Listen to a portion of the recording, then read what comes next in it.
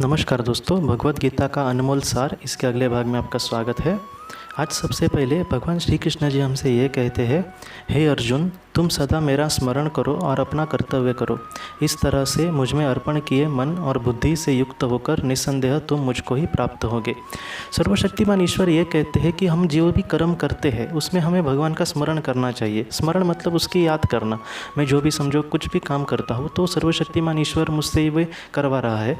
देखिए आजकल दोनों चीज़ों से मतलब सोच कर बोलना पड़ता है, इसलिए मैं कह रहा हूँ कि अगर कुछ हम बुरा काम करते हैं तो सर्वशक्तिमान ईश्वर मेरे साथ है, ऐसा नहीं सोचना चाहिए।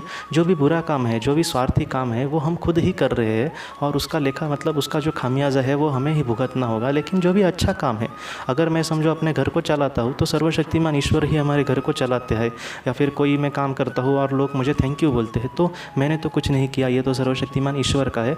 इस तरह से अगर हम कुछ अच्छा क्रेडिट जो है वो सर्वशक्तिमान ईश्वर को अगर देंगे, उसका स्मरण करके अगर हम वो सारी चीज़ें करेंगे और उसको सारी चीज़ें अगर हम अर्पण कर देंगे तो बुद्धि से युक्त होकर निस्संदेह सर्वशक्तिमान ईश्वर कहते हैं कि तुम मुझे ही प्राप्त होगे।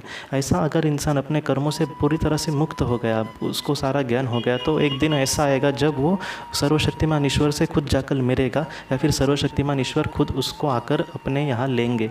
तो ऐसी चीज़ें होती है, ये छोटी छोटी ही चीज़ें होती है, लेकिन ये इतना बड़ा हमें बख्शिश दे सकती है या फिर इतना बड़ा गिफ्ट दे सकती है हमारे जीवन में कि हम सोच भी नहीं सकते। तो इस वजह से मैं आपसे यही कहता हूँ कि जो भी आप कर्म करते हैं, खासकर मैं यही कहूँगा कि अच्छा जो भी हम कर्म करते हैं उसे सर्वशक्तिमान ईश्वर के स्मरण से करनी चाहिए और उसे हमें सर्वशक्तिमान ईश्वर को ही अर्पण कर देना चाहिए। और आप हमें ये कहना चाहिए कि आप ही इन सारी चीज़ों का देखो क्या करना है। तो इससे क्या होगा, सर्वशक्तिमान ईश्वर से भी हम एक दिन ऐसा आएगा जब हम सर्वशक्तिमान ईश्वर से जाकर खुद मिलेंगे। बाद में भगवान श्री कृष्ण जी हमसे ये कहते हैं, हे अर्जुन, तुम यह निश्चयपूर्वक सत्य मानो कि मेरे भक्त का कभी भी विनाश या पतन नहीं होता। मैं सबकी उत्पत्ति का कारण हूँ और मुझ में ही जगत का अंत होता है।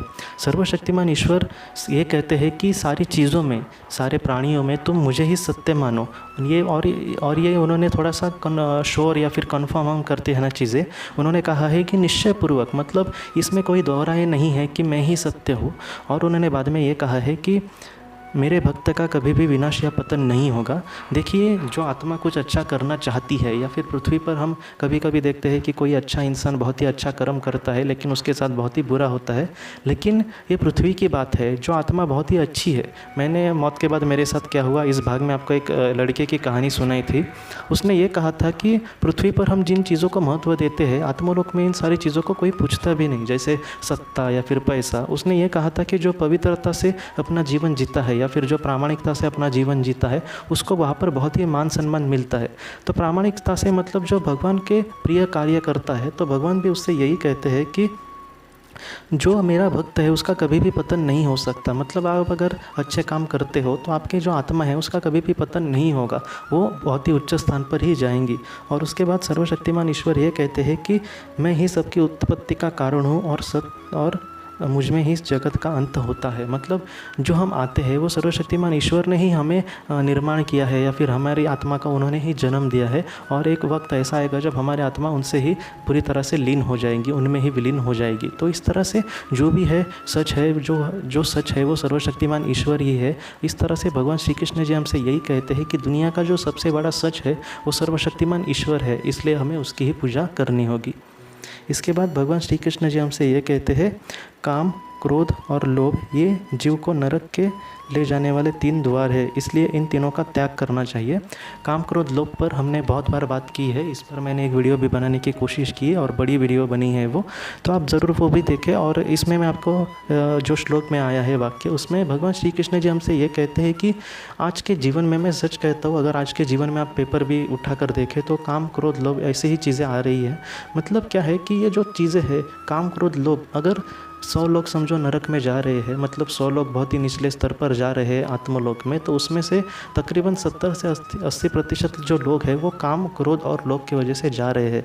मतलब वो किसी को बुरी नज़र से समझो देख रहे हैं या फिर कुछ बुरा कर्म कर रहे हैं या फिर वो गुस्से में आकर कुछ भी मतलब उल्टा सीधा काम कर रहे हैं या फिर वो लोभ के कारण कुछ बुरा काम कर रहे हैं। तो इस वजह से क्या हो रहा है कि आजकल मतलब जो बुरे काम कर रहे हैं लोग, तो उसमें से सबसे ज़्यादा बुरा काम किस तरह से हो रहा है, तो काम, क्रोध और लोभ से। इस वजह से सर्वशक्तिमान ईश्वर खुद चाहते हैं कि हम काम, क्रोध और लोभ का पूरी तरह से त्याग करें, जिससे क्या होगा कि हमारे हाथों से कोई भी पाप नहीं होगा और हम बहुत ही उच्च गति को प्राप्त हो सकते हैं। तो दोस्तों, आज के इस भाग को लेकर अगर आपके कोई भी सवाल हो तो आप ज़रूर पूछें। आज हमने यही जाना कि काम, क्रोध, लोभ कितना बुरा है एक इंसान के लिए। वो इतना बुरा है कि हमें नरक पे भेज सकता है। बाद में हमने ये देखा कि सर्वशक्तिमान ईश्वर ही इस दुनिया में सच है और उनके ही बनाए कायदों से ये सारी दुनिया चलती है। और हमने ये देखा कि सर्वशक्तिमान ईश्वर का ही स्मरण करते हुए हमें अपना कार्य करना चाहिए, जिससे हम किसी भी चीज़ से या फिर किसी भी अपने कर्म से बंधते नहीं जाएंगे। तो दोस्तों, आज के इस भाग को लेकर अगर आपके कोई भी सवाल हो तो आप ज़रूर पूछें, मैं आपको उसका ज़रूर जवाब देने की कोशिश करूँगा। हम अपने अगले भाग में मिलते हैं। आप अपना, अपने परिवार का ध्यान रखना। आपका बहुत बहुत शुक्रिया।